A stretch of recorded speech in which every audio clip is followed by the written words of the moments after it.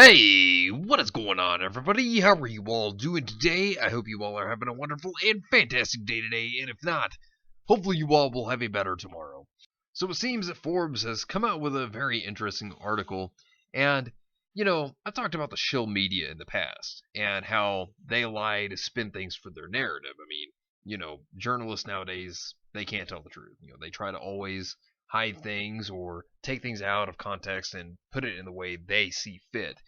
And one thing that's interesting about this article, though, is that there is some actual truth to this one. I was actually impressed when I was actually looking over this article. I mean, of course, there are some issues I have with it at the same time, but, you know, you look at it, one of the biggest things that this article goes on to say, because, you look at the title here and it says surprising new data shows comic readers are leaving superheroes behind. It's not the fact that they're leaving superheroes behind. That's the one thing that this already has wrong. The fact is, people are sick of how they're being treated. People are sick of the modern day comics because, you look at Marvel, you look at DC, and you look at all the issues behind it. You have people being hired through identity politics. You see the stories are just not good. You question who these comics are even made for. And you even look at the art, and the art is just not even half as good. They hire people that don't have any experience with comics at all whatsoever. And the people in the industry that work there, they attack people all the time. And obviously, fans don't want to be treated like that. They don't want to be treated terribly at all. So that turns them off more to superhero comics than anything else. I mean, there's so many things that people have issues with. I mean, that's why Comicsgate's a thing, to make comics better. I mean, you look at Ethan Van Sciver, you look at Cyberfrog, and you look at your boy Zach and Jawbreakers, and you look at all these other independent comic creators at this point, they make excellent books. They're doing an excellent job here. But you look at the comic book industry, they just keep falling behind. And we're going to go over this article because there's many things I have to say about this. And there's a lot to talk about here as to why manga's doing so well as well. So let's go over this.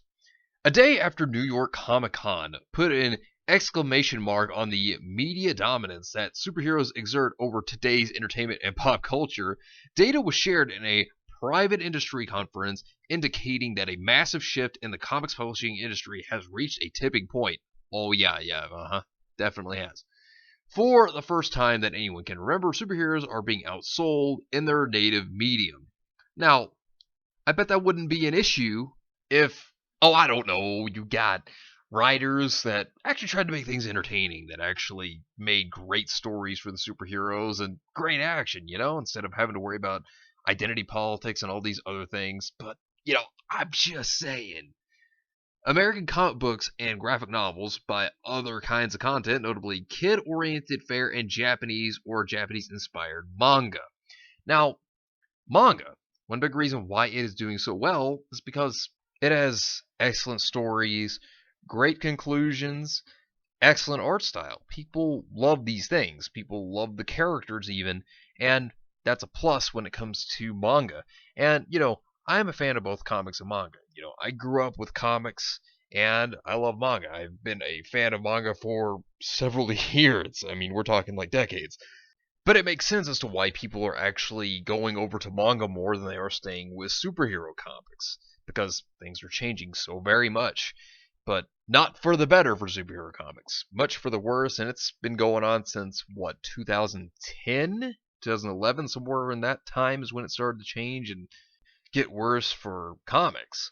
The sales trends behind this shift were laid out by longtime industry analyst Milton Greep at a conference organized by his company ICV2, held at Pace University in downtown New York. ICV2, in conjunction with metric site Comicron, gathers market data on the North American comics industry, tracking sales of periodicals, trade books, and download to own digital comics.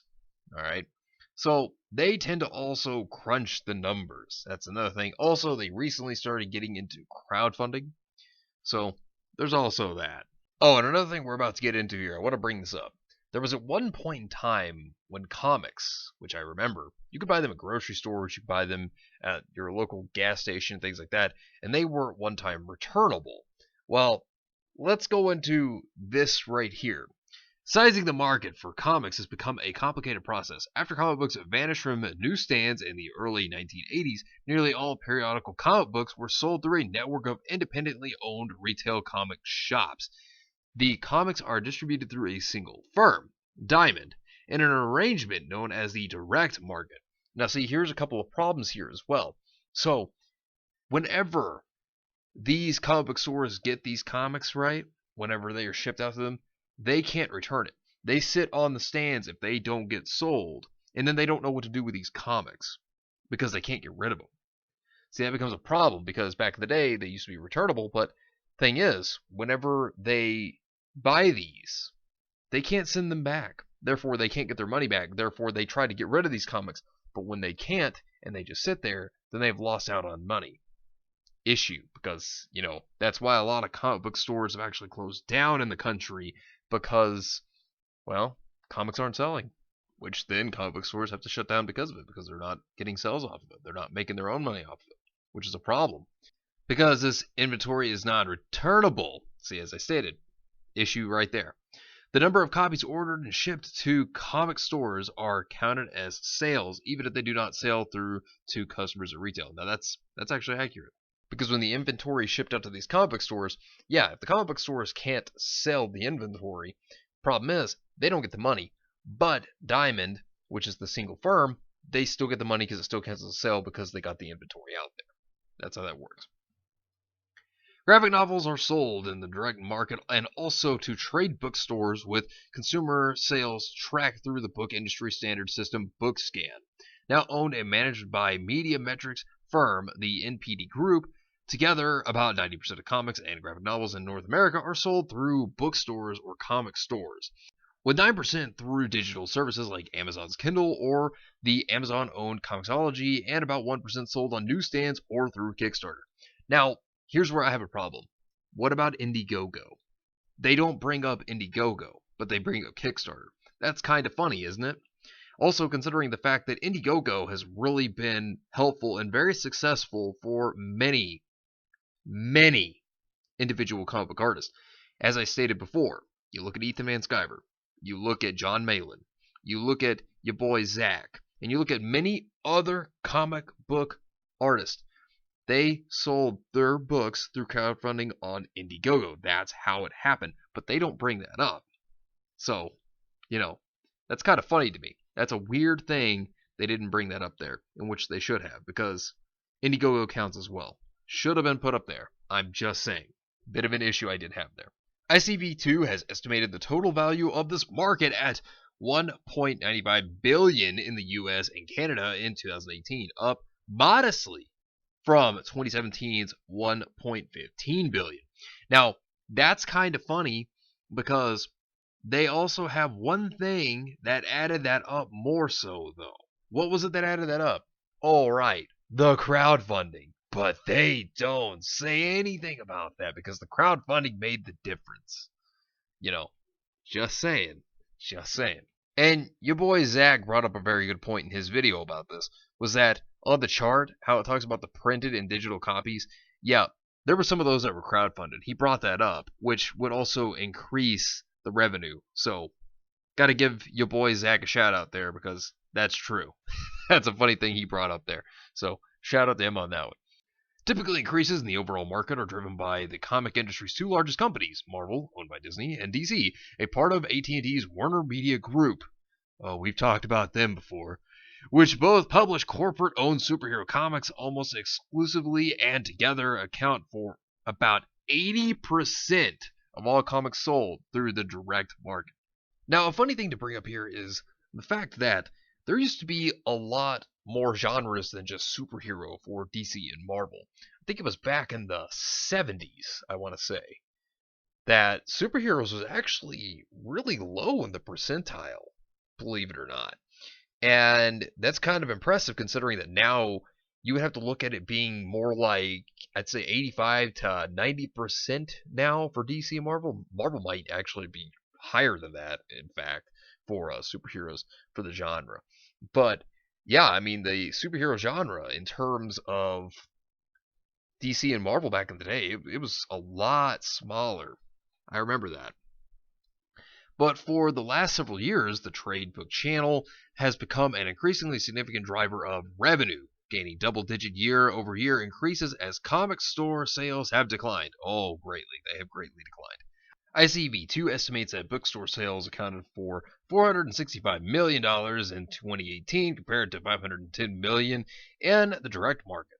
When you add in the digital and other channels, direct market sales fell under 50% of the total for the first time since comic shops overtook newsstand distribution in the early 1980s. Well, I mean, you could return stuff back then, but you can't do it now. I mean, that's why the sales are falling. I mean, if they can't sell the books, then what do you expect is going to happen? Just saying. I mean, when you can't sell the books and you're left with them because you can't return them, how are you going to make that money back? You've already paid for the stock. There it is. What are you going to do? So, that affects comic book stores negatively. Yeah, of course, the industry will get the money still because they were able to sell the inventory, but the comic book stores, it falls back on them. That's where they take the hit rather than the industry because they still get the sales, they still get the money for it. While comic shops tend to focus on longtime fans, often older readers who grew up on and collect superhero comics, mass market bookstores sell to everyone, including younger readers and those outside of traditional comics fandom. Now, what they're talking about here is bookstores like Barnes & Noble, for example. Consequently, the books that are selling at bookstores are generally not superhero-oriented. According to BookScan data shared at the conference, kid-oriented comics and graphic novels account for a whopping 41% of sell-through at bookstores. Manga is 28%. Superhero content is less than 10%, down 9.6% year over year. Yeah, see, that's an issue for the superhero content, of course. So there's a chart here, and let's take a little look at that chart for just a quick moment here. U.S. comic and graphic novels share by category. Manga is the second largest category of CGN in BookScan after kids fiction. So, I mean, you can see right here when you look at it, you see that kids fiction obviously is 41%, but then you have manga at 28%, and then you have superheroes at 10%. I'm going to take a guess, this is what I'm just going to say right now. I imagine that manga will take up a bigger portion as time continues to go on. I can imagine that the superheroes, if they continue to stay the way they are, which I imagine will be the way it is, I mean, if you look at the industry, it's probably going to decrease, and then you're just going to see manga hit it home. Manga is going to be one of the largest for certain. It's going to keep staying that way, and it's going to maintain it. I can definitely see that happening. And, I mean, it's sad to say for superhero comics, but, that's just what it seems more and more likely to happen as time goes on because, superhero comics just, they haven't been as good. They haven't. They have been suffering for years. I mean, and you look at manga, manga's been just gaining popularity. It's been gaining traction since the later 2000s, and it's been going strong as of lately, so it's looking good for them. Not so much for superheroes, though. But then again, you had Joe Quesada over there, and he was sitting over there saying, "What are you talking about? Superhero comics are doing absolutely amazing. It's not on the decline." And then within the very same tweet that he had in the image at a convention, you see people dressed up in Naruto cosplays. Good job, Joe Quesada. Last time I checked, Naruto was a manga, not a superhero comic. That trend away from capes and cowls is also starting to be reflected even within the more insular comic store market with the arrival of a more diverse audience with different taste. ICV2 notes a massive shift in the past 2 years with kid-oriented titles for readers age 6 to 18 up 20% in comic store sales and 39% in bookstores. Manga up 41%. Ooh, that's a lot. In comic stores and 5% in bookstores, while superhero graphic novels, typically collections of previously issued periodicals, fell 10% in bookstores and 15% in comic shops. Ouch. Yeah, that's not good. That's a bad drop. That is rough. Though full year 2019 data is not yet available, it's clear that the popularity of younger reader material has accelerated with the unprecedented success of Dav Pilkey's latest Dogman graphic novel, and YA graphic novelist Raina Telgemeier, sorry, I think I butchered that one real bad. Latest Guts, rocketing to the top of the overall bestseller list in the first week of release. Well, it's really good for them. Gotta give them that. That is not bad at all. Alright, so moving forward. Meanwhile, despite the media dominance of superheroes on every screen, the superhero side of the publishing business has been mired in a slump. Outside of a few isolated successes like Marvel's new X-Men relaunch, sporadic DC releases, sporadic, oh man, hit 'em where it hurts, youch. Like Doomsday Clock and landmark issues of long-running series. Oh, wow. As Greet pointed out in his presentation, the sales of superhero-oriented trade books generally follow the trends of periodicals by about 12 to 18 months, the usual time it takes for publishers to issue collected editions of recent storylines. So those numbers are likely to be even worse when 2019 data is tabulated. Now here's the thing, and this is true, this is a fact, is that superhero comics, the thing is, for the past few years now, they have just been going down. It's been dropping. And not only has it been dropping, but it's been consistently dropping. There's no uphill. It's just been going down. That's how bad this situation is. It's really bad. It's not a joke. It's a very terrible situation superhero comics are in. That's how badly in the decline they are. It's not a joke. That's the thing. Superhero-adjacent genres like horror and science fiction also saw a slump in trade sales with the declining popularity of longtime bestseller, The Walking Dead. Now, as many of you may already know, The Walking Dead just ended its run recently this year, so, there's that. And the breakout series Saga on a publishing hiatus. Now, this is where the article starts to talk about manga, so let's go ahead and move over to that. So, meanwhile, sales of Asian-style manga, already one of the decade's fastest growing content categories, have benefited from the availability of animated series on streaming networks like Hulu and Netflix. Now, anime was popular before Hulu and Netflix. Okay, so there is that. Also, yes, there was an issue at one time for anime. That was in the late 2000s when it started to dip down in popularity. But it rose back up, and it's doing great again. So, there's that. Another presenter at the conference, NPD Executive Director of Business Development, Krista McLean, shared data showing a clear correlation between binge watching of popular anime series and subsequent purchase of related manga content. When you put it all together, it paints a stark picture. Superheroes represent a declining share of the fastest growing segments and channels of the comics market. They still dominate a single issue sales in comic shops, but both single issues as a format and comic shops as a channel represent a much smaller and shrinking share of the overall market than has been the case in years past. Now, here's the thing that stands out to me within this paragraph. When he states superheroes represent a declining share of the fastest growing segments and channels of the comics market, it's like he's trying to say that, oh, well, the term superhero, it's getting boring and people are just walking away from it. That's not it. It's because the modern stories today are terrible. It is because the modern art style today is terrible. And that is the problem that people are having. It sounds like he's holding a candle for DC and Marvel when they just tell stories basically for the company itself, for corporate. That's about it.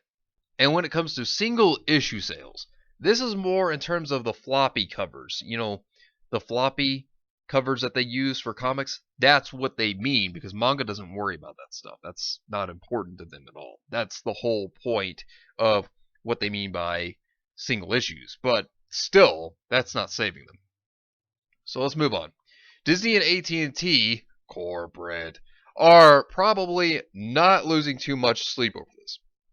The worldwide box office of a single average grossing superhero blockbuster feature is as large as the entire comics publishing industry, and the profits on mega hits like Avengers Endgame or Joker can buy and sell the entire book and periodical market several times over. That's incorrect. That is an exaggeration. That is a vastly huge exaggeration. Genre comic creators will see a bigger paycheck from an unexercised media option. Really? Than they will from a best-selling comic book. Yeah, that's not true. A best-selling comic book, if it is great, if it's a rousing success of a comic, that can net you hundreds upon thousands of dollars. I don't know where he gets this idea from. I think this is just excuses. That's what it sounds more like to me. And most artists on popular titles can earn more on commissions and sales of originals than they'll get in royalties from reprints and trade collections. Now, this statement would actually be true if the direct market was actually a healthy one, but it's not. Marvel does not create quality comics. In fact, they also hire people like Zoe Quinn, as well as they have employees like Joe Quesada, Heather Antos, and Alana Smith, who sit over there and call people ist and phobes for no reason. They attack the fans. Not only that, but you have Heather Antos, who is over there just actively going against critics. And not only that, but she tried to get your boy Zach's Patreon taken down while she still worked at Marvel. And then you have Alana Smith, who wanted to keep track of people because she wanted to make sure who voted for the Orange Man. And that's political discrimination right there. So that shows you that Marvel is not in a good place. And DC, they hired Zoe Quinn also. And Zoe Quinn, that's a topic in itself for another time. But that shows you that the comic book industry is not in a good place right now.